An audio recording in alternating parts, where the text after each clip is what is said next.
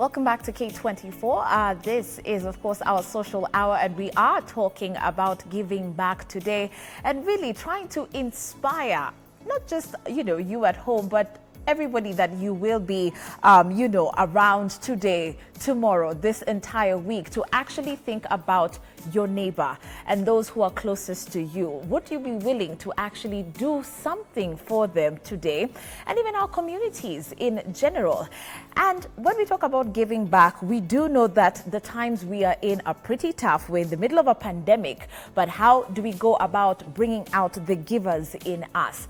We have a question of the day to you, and it's already up on your screen, and we ask, would you be willing to volunteer for charity work during this pandemic? Would you actually be willing to go out there, put yourself at risk, because it is risky work, especially at this time?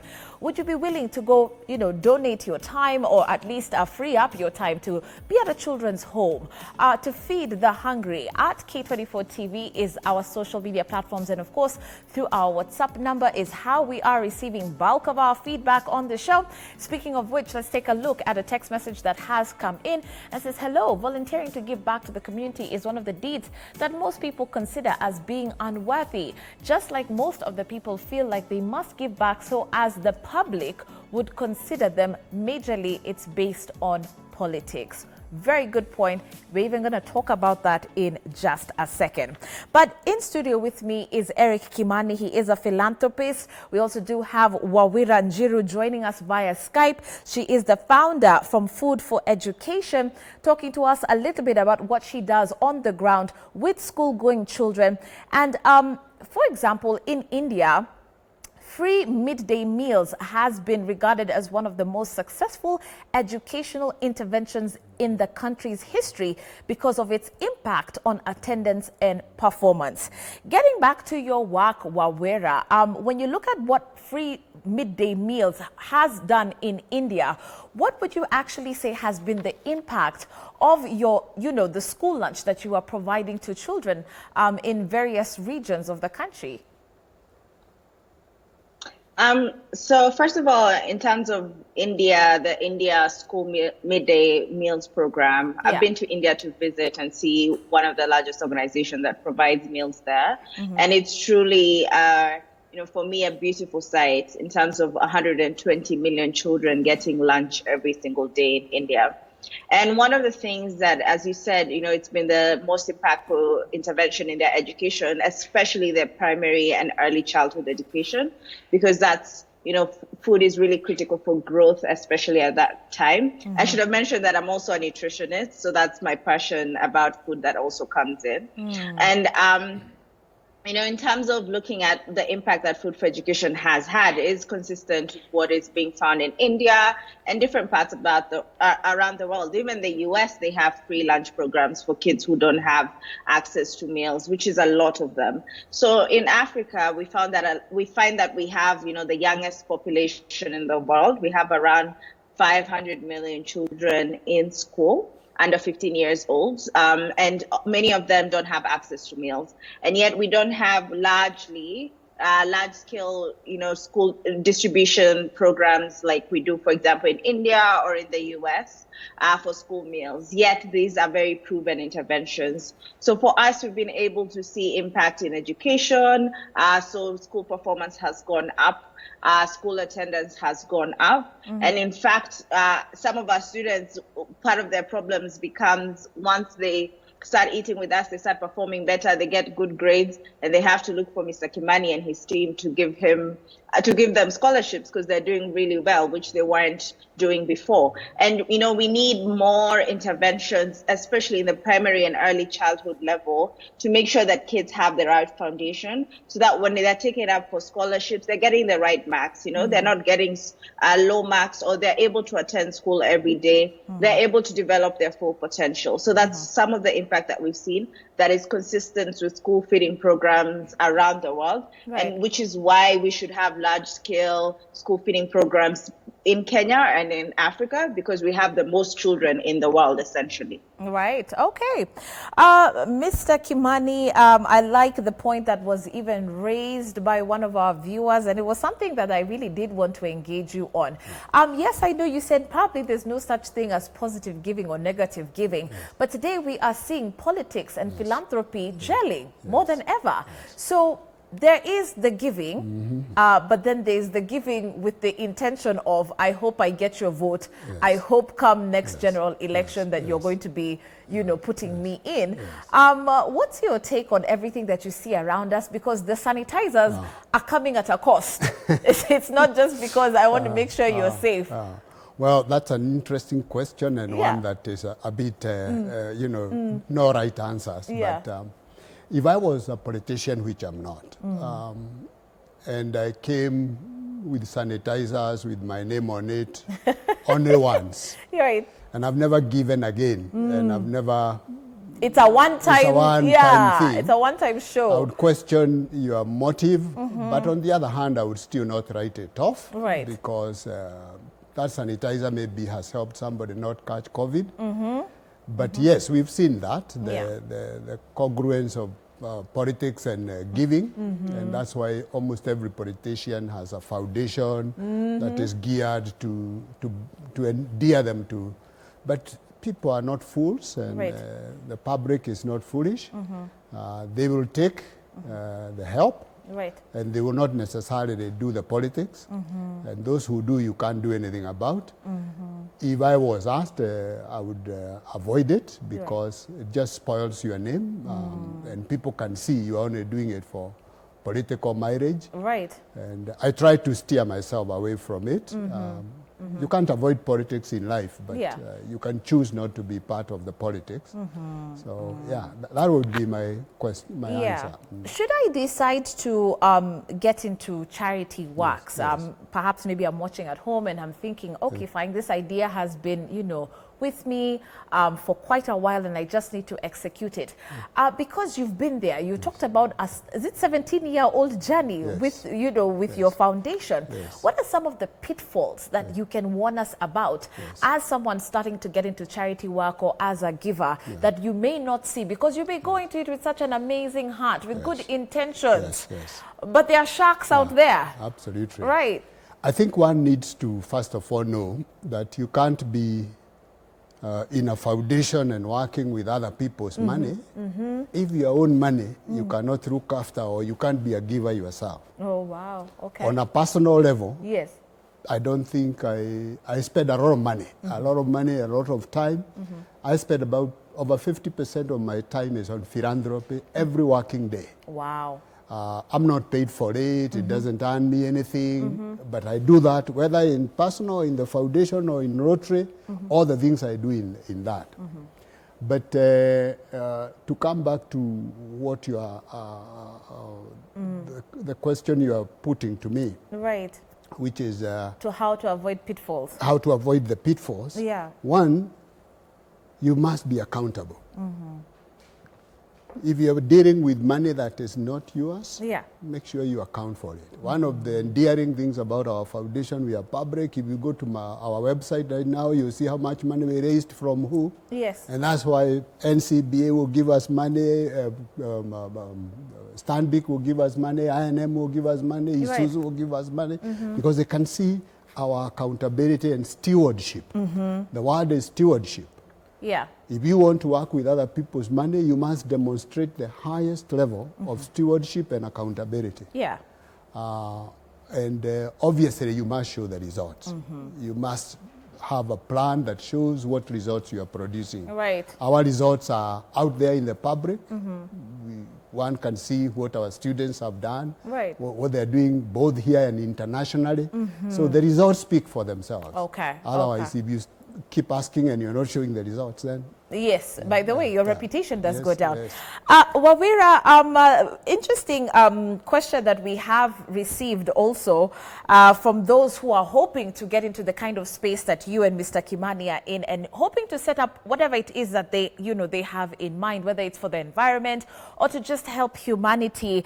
The challenge that a lot of NGOs or foundations find themselves in is getting that backup that they need. They need that muscle to be able to scale up their concepts. How do I go about attracting the corporate, the corporate plugins that I require to scale up my idea? Because you do see people taking proposal after proposal, and nobody's really bothered to support, the kind of cause that they have. How did you do it?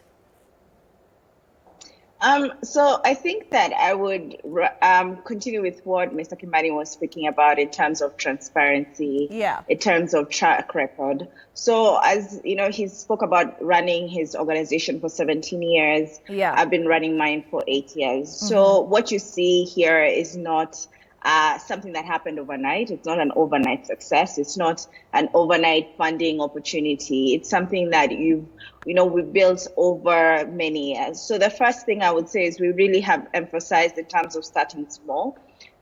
When we were starting Food for Education, someone gave me really good advice, and he said, the first people who are your first contributors are the people around you, your mother, your father, your friends. Those are the people who first sell into your mission because they're the ones who know you. So whether you can raise 100 shillings here, I spoke about starting with 125,000 from friends in Australia. So, and that was to build a kitchen, to employ a cook and to start cooking food for 25 children. Right. So, you may not start with 125,000 shillings. You may start with a small amount of money. But the more you can show trust and accountability for that, the more you'll be able to attract more money. And that's something that people, dismiss in terms of trust and accountability, because what we found even for us is that the people who funders have been recommended to us from someone who has funded us before, most times. Wow. Someone who says, I've had a really good experience working with these people, you should work with them as well. And that has been built over years. So there is no such thing as overnight success in any field, you know. And the reality is whatever you do, you have to build it over time, and you have to start small. So if you're willing to take the time to start and to continue and to push and to persevere and overcome all the challenges we speak about, then you become, I heard maybe an athlete once say that, it's an overnight success that has taken around 20 years. So that's what exactly success is. It's something that takes a long time. To other people, it seems like it's an overnight thing, but you've worked at it for a very long time. So in terms of attracting funding, I think the best advice I would give is start and be persistent. Keep doing it, because people always will trust the person who's been at it for a long time. Right. Yeah. Okay. Taking a look at WhatsApp very quickly, just to see what you have to say about the question we threw to you earlier on, and that is if you are willing to volunteer in the wake of a pandemic, whether it is your time or even financial support, do you believe that you would be in a position to actually go out there on the ground, putting yourself at risk? That's where the trick is. At K24TV is how you can reach us on WhatsApp. Yet again, that number is right there on your screen. Okay, so speaking about feedback, let's see what we do have so far. We have one here that says, hello, it's Samuel from Namanga, Show Ikopoa, Kajiado to Kondani. I'm giving back to the society, helping vulnerable Maasai girls get sanitary towels. I love this show. Thank you so much. And we do appreciate you, Samuel. Is there such a thing as giving too much to one particular cause? The way now people are talking about how, the boy child has been forgotten. And now we see a lot of focus and emphasis, especially look at that, sanitary towels. Well, not saying it's bad, but do you believe, Bona Eric, that there could be overemphasis on one particular idea and we need to kind of spread out some of this funding that's coming? I think, remember that all this is driven by individual aspirations, and I wouldn't say that there is too much of anything unless it's the government doing it, and they should realize. But if it's individuals and foundations, it is good to have a consistent vision, so that if people come to Palm House, they don't come asking for university education, because they know Palm House funds only secondary education. Right. If they come to you, they know you only deal with girls and sanitary towels only. So for me, I think there should be no issue of one idea is too driven. Right. If it's too driven, then the need is there. Right. Human beings are people who are able to choose and see where the need is. So to me, I cannot say that, for example, the girl child was overemphasized. Yeah. It was a need whose time had come. Okay. Girls had been left out for so long. And a time will come when that will be dropped. Today it's COVID. Yeah. Anybody who has not given to COVID in this country should be embarrassed. Because this is the need of the day. Right, it is the need of the day. It's Okay, the hold that thought, Mr. Kimani. We've got a Charles from Mombasa on the line. Charles, good morning. Thanks for calling in. Okay, good morning to you. I'm seeing running a show here right now. Yes. About volunteering. That's why I want to ask if I can give my time. I have a free time sort of. Oh, fantastic. But do you have a passion? What are you passionate about? Is it school-going children? Is it feeding people? What would you want to do? Oh, if it's anything to do with education at a certain level, because I'm a technician but retired. Yeah. Yeah, so I could be able to teach sometimes if it's quite technical, or any other service which I can offer at my age also, 6 years, you know. Wow, thank you so much. There is a lot where whatever I can do, because I have the education, knowledge I have, and I'm sure I'm also a Christian who is God-fearing. I have that experience, you know. Well, bless you, Charles. What we'll do, we'll get your details and probably even put you in touch with Mr. Kimani, because you are passionate about education and about teaching. We never know, something could actually emerge out of this, meet and greet with Mr. Kimani. I hope you'll be willing to speak to Charles, and maybe, he's in Mombasa. You could have something going on down there. All right, so Charles, thanks a lot for calling in. We'll take your details, and we hope our team at the back will get both names as well, so we can forward that to Mr. Kimani, and we'll follow through with that. While we're getting back to what I was engaging Mr. Kimani about in terms of the overemphasis on some of the ideas that we have or programs that we have. We've seen a lot of emphasis on sanitary towels. What's your take on that? For someone who's at home wondering, where do I start?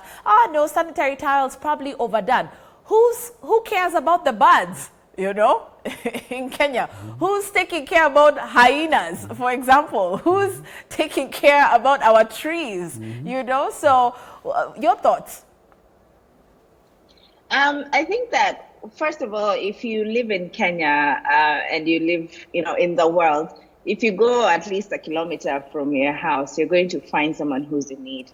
Absolutely. So you don't need really to find, it doesn't have to be, it can start off with something that's very small, like you find someone on the street who you can help, you go somewhere that because most of us, we know someone who, for example, needs help. So you can start by that. You don't have to go very far. You don't have to do so much to find someone who you can help. I think in terms of overemphasis, to your question, is that, as Mr. Kimani said, as long as the need is there is no such thing as overemphasis. If you feel like there's so many sanitary towels being distributed and who cares about the trees, then it's your responsibility to care about the trees and to tell us about the trees and to start doing something about the trees. Okay. Because you can't really, each person really just does what they feel that they're really passionate about. Yes. Okay. I understand we've got a Rose Beth on the line. All right. Okay, it seems like we've lost Rose Beth calling us from Tarakaniti, but please, Rose, if you can, please get back in touch with us. As we start to wind up, because we only do have a couple of minutes, let me just get back to you, Awera, on this one.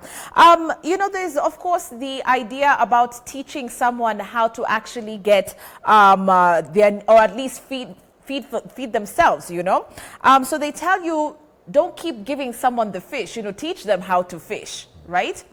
What is going to be your long-term solution towards, your feeding program, so that these families are able to more or less be able to provide for themselves? Any talks in, along those lines, as far as food for education is concerned?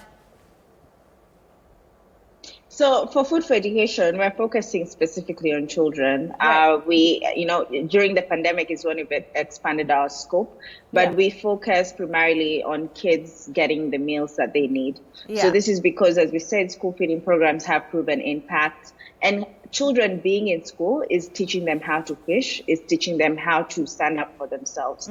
So by enabling them to stay in school and learn, we're enabling them to have, a better future, for them to be able to stand by themselves, provide for their families. Another thing we do is by partnering with parents, so the parents paying around 15 shillings, we're meeting them where they can, versus, giving them free, something free that we can't sustain. First of all, we can't provide 10,000 meals every day for free, and something that, they're not contributing in. So by creating that partnership, we're helping parents also, you can't sleep all day knowing your kids are not going to eat for free. So they have to go and find 15 shillings for each child. If they have 2 children, 30 shillings. If they have 3, 45, and so on and so forth. Okay. So partnering with them also is a way for us to make sure that, they also have some skin in the game, so that they're able to contribute. Yeah. But for children, we're really focused on them having the right nutrition, Right. because for them, it's a non-negotiable. If kids don't have the right nutrition, they don't grow or learn. Absolutely. So that's something that is so critical for them to have. Yeah. Okay. All right, Rosebeth is back. Good morning, Rosebeth. Thanks a lot for calling in. Do you have a question or a comment? Yes, I have a comment. I really feel connected to the discussion that is going on. Right. I am from Tharaka-Nithi County, and my concern is about the girl child. Most of the girls may be going through, especially this time when they're at home. Yeah. We are aware that most of them are going through a lot of challenges, especially child abuse, defilement, and such. So my interest would be really to work with the community, whereby I can sensitize the girls. We have a number of cases of teenage pregnancies. And most likely, these kids may not go back to school in January next year. Right. So I would really want to work with the communities to see how we can settle down the children and also help them to go back to school. Right. So that would be my interest. I live in Nairobi, but I work with the communities at home. Okay. And that would be my interest, to help the kids to undergo counseling. Yes. To be able to support them when they get the babies, for those who get pregnant. Right. To help them go back to school. Okay. And also to find out a way of legal representation. Right. Whereby the defiler can be brought back to book. All right. Thank you. Well said, Rosebeth. And you know what? We are going to get your details and put you in touch with the right people, because she's very passionate about the girl child. Talking about teen moms as well. That is a very, very forgotten group of individuals. Yeah. I think the first thing she should do is look for people from Tharaka-Nithi who think like her. Yes. Get together the lawyers from Tharaka-Nithi. Yes. Set up a group and begin to help those girls now and in Tharaka-Nithi. Yes. Don't even wait for somebody else. Yes. Look for 3, 4, 5 people and set up maybe a mentoring session for that because this is a huge debate now in the country. Absolutely. Let's not talk about it, let's do. Let's do it. Like that. Taking a look at also feedback coming through our WhatsApp line. We've got one here that's in from Lemayan. Olele Tolu from Nakuru says there is strength in giving.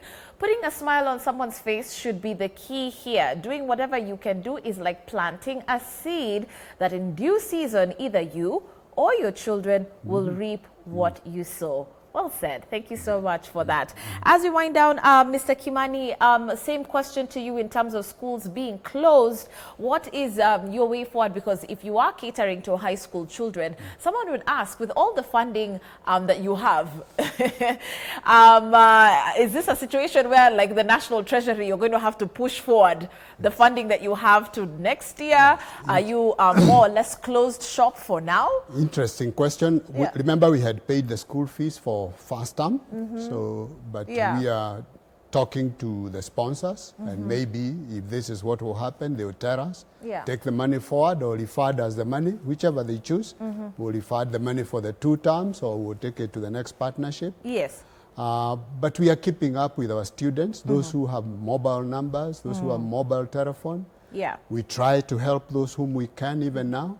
We had, on Saturday, we had a Zoom alumni meeting with dozens of our alumni throughout the world, some in Djibouti, USA, Asia, and we all came together. So the mentoring continues at our new system of technology. Yeah. So I think we just have to live with the times. COVID will come and go.